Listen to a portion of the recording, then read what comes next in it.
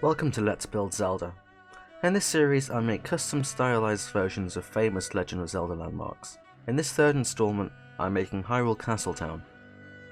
In the first two episodes I made Hyrule Castle and the Temple of Time, so if that interests you, the link down below in the description, and I highly recommend you check them out. There's something different with this build though. It's primarily the same house pasted 150 odd times over. So what I'm going to do is build it first, then show you and run you through the complete build. There you go. That was a quick way to skip over about 2 months of work. Just before we get into the build itself, I'd like to mention this is all done by hand. No world edit, just hard work. Also, feel free to check the description for a world download. If you do decide to download it, please enjoy my work. Please also be aware that the original map wasn't made by me.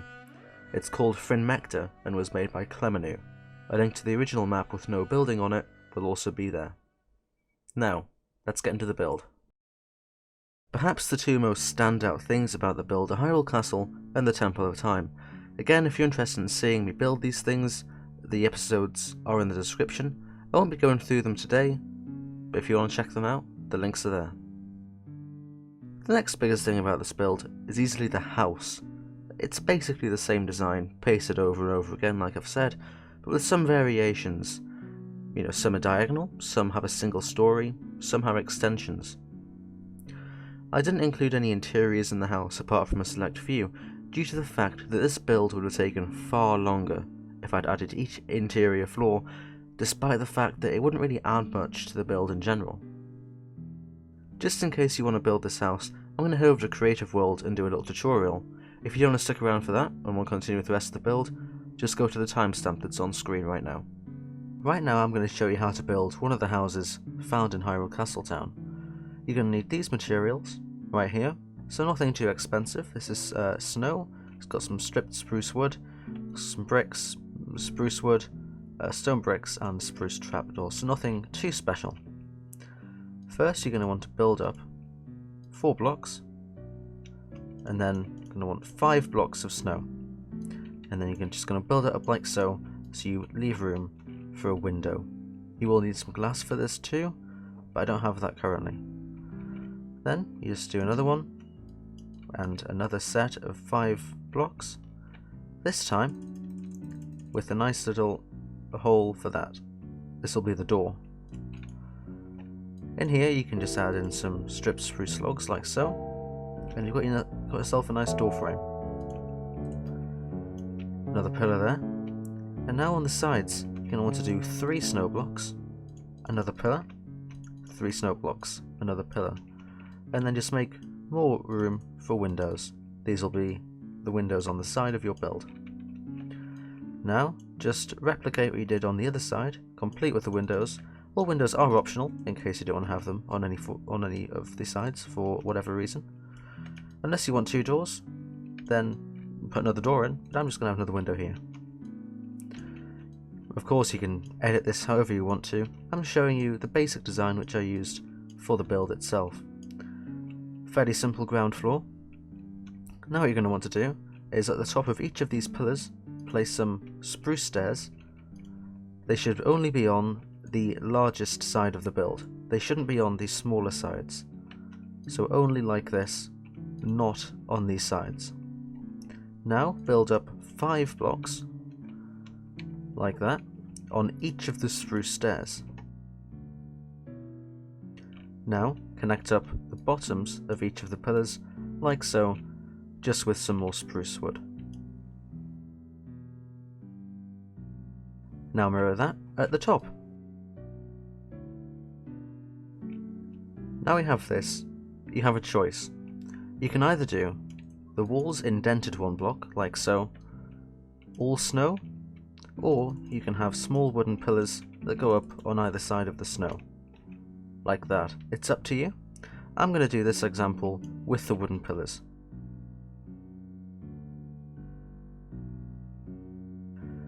Now, when you've got these rows of three wall here, just punch some holes in if you want some more windows.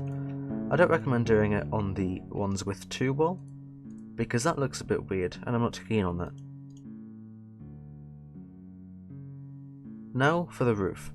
Just like we did here, on the longer sides of the build, place in some brick stairs. On either side of these brick stairs, or for the ones on the end, just to the side with the build, like that, just place some brick slabs. Mirror this on the other side. Now you're going to want to extend the triangle roof, just like this, just so it gives your roof a little bit of shape. Just like that. Now, this is a stage I like to put in the brick stairs. This will be the outline of our roof, and in the center you can just put a little upside down one with some slabs on top, and that'll be the top part of the roof which runs along the top. On the underside of these brick stairs you're going to want to add in some upside down stairs, just to make it seem a bit more rounded and less jagged. This will make it look a lot nicer. Now, on the underside of these spruce wood, just place in some spruce stairs. Now, place in some spruce trapdoors. Just like that. Make sure they're facing up and away from you. Now, you can head over to the other side and fill in the gap with snow. It should look something like this. Now, just repeat that on the other side.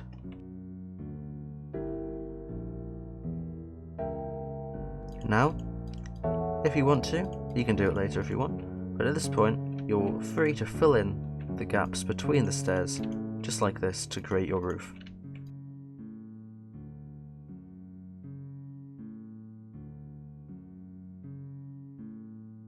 Now for the finishing touches. Just in these little nooks here, on atop the next to the little spruce pillars, just add in some spruce slabs. Do this on every side of the build. Now, you want to get some glass and fill in the windows. Now, just place spruce trapdoors on all sides of the windows. These look like nice little shutters.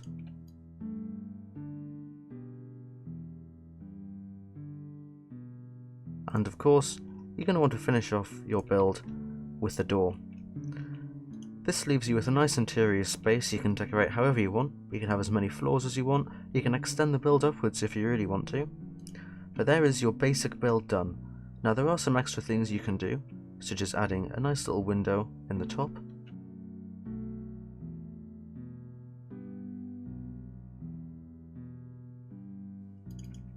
Like so.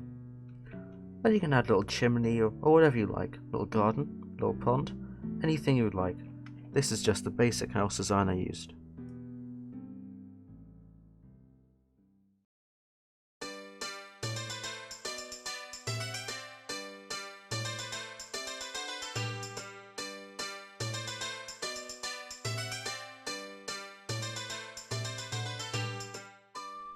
The roads changed a little during building. They were originally very different to the final product, but I opted for a design that was easier to build. During planning stages, I often made the paths first and then the towns second, because I felt that helped with structuring the town itself. The roads are fairly basic, but quite nice, and decorated with intermittent lampposts featuring hanging lanterns to light the streets up during nighttime. The southern bridge is the main entrance to the town, and also leads directly into the Hyrule Castle Keep. This is probably where most people will enter the town, and walking across is a nice experience, offers a nice view. The walls are simple, they're basically just stone brick with some intermittent andesite pillars to make them look less bland. They're basic, but they do their job, and they don't detract from the build itself. The towers are where I struggled more though. You can see that in my progress screenshots. First I wanted to have roofs for them, but I couldn't find a type that looked right. They always looked a bit too tall for the walls or top heavy, so I just settled for an open platform. The foundations of the towers are chunkier than the walls in an attempt to make them seem more rooted and stable. I still thought they were lacking something though, so I added a banner facing outwards that mirrors the one visible on the castle itself. The market was one of the first cohesive areas I built, in that it wasn't just houses placed where they could fit. I took heavy inspiration from Ocarina of Time, which is obvious in the placement of some things, such as the central fountain and the market underneath the house with the big window. On the eastern side of the town, the market included, I try to go for more old Germanic feel, including things such as dried stone walling which has slowly been taken over by moss over the years, as well as an old lodge with stone roofing. The marketplace is also occupied by a tree and some nice flower pots, and I think it's just a nice area you can come and relax and have a little sit down and socialise. The Drawbridge Entrance, of course, leads straight up into the marketplace, just like in Ocarina of Time. I like to think that this entrance used to be the main one before the southern bridge was constructed, and while still used, this one perhaps only for trading and wagons. And I couldn't not include the infamous pot room. It's still to the right of the drawbridge, if you're looking in from the field, and it's complete with all the pots you could want. It still has all the windows overlooking Hyrule Field, and now has added ladder for reaching a roof area, perfect for defense. The eastern entrance has a plaza outside of it, like Twilight Princess has, featuring some pillars and a small fountain with a model of the Hylian wind crest. This is a nice little area and it sort of slowly introduces you into the castle. It's nice to walk through. I included the archery range, this time right by the eastern gate. The exterior is simple and blends into the town walls just like the pot room. A wooden bow design is hung from the nearby tower. I wasn't quite sure how to replicate the minigame aspect of the archery range inside Minecraft, so I simply did a series of increasingly difficult little archery challenges, mainly by adding grass so it obscures your vision. Telomers Hotel is an obvious spin on Telomers Bar from Twilight Princess. The hotel has 2 spacious rooms, perfect for any guests travelling through Castle Town. It also has a nice reception area and a cosy waiting/drawing room. I decided during building that the city shouldn't be full. It shouldn't be brimming at the walls with houses. Houses shouldn't cover every single inch of it, and there's no better way to show the town is still alive and expanding than including an active construction site. This unfinished house has tools out in the open and bundles of materials ready to be put in place. One thing I find strange is that we never see where the town gets its food from. I tackle this problem by having a small gate leading into the foothills of the neighbouring mountain. Here, farmers can farm crops and livestock to their heart's content. In the same vein, we can never see any food stores or whatnot, so I built a small stone platform where citizens could keep their food reserves and ration them out over the year. I really wanted to try and take on the star tent from Twilight Princess, so I did. The outside sports a blue/purple colour scheme that I tried to make stand out, but also quite mute so it doesn't look too juxtaposed. The interior has some nice seating areas, a central area for the performers, stilts to support the tent, and barrels and supplies behind the seating. There were 2 entrances on the west side of the castle, namely the western bridge and the southwestern bridge.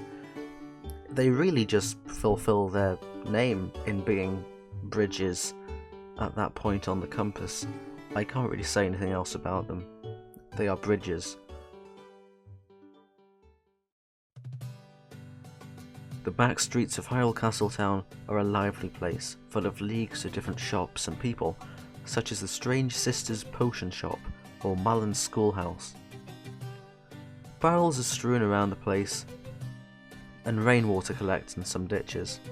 Some areas of Castle Town sport decorative trellises or lovely wooden benches or bushes blooming with berries. Some of the citizens also enjoy a spot of gardening, and you'll often see their efforts just outside their houses in the form of flower beds and orchids. Bunting hangs between houses that sport the Castle Town colours, red and white. Various stone plaza areas are scattered throughout the town, perfect for all the people to mingle and socialise. I'm just going to stop talking for a couple of minutes, and there'll just be some nice gameplay of Hyrule Castle Town. I hope you enjoy my build.